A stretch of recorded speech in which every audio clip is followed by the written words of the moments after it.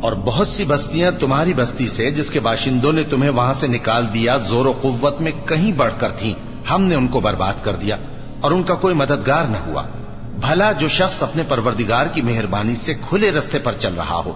وہ ان کی طرح ہو سکتا ہے جن کے اعمال بد انہیں اچھے کر کے دکھائے جائیں، اور جو اپنی خواہشوں کی پیروی کریں۔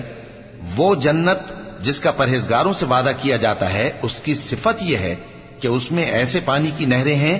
جو بو نہیں کرے گا، اور دودھ کی نہریں ہیں جس کا مزہ نہیں بدلے گا، اور شراب کی نہریں ہیں جو پینے والوں کے لیے سراسر لذت ہے،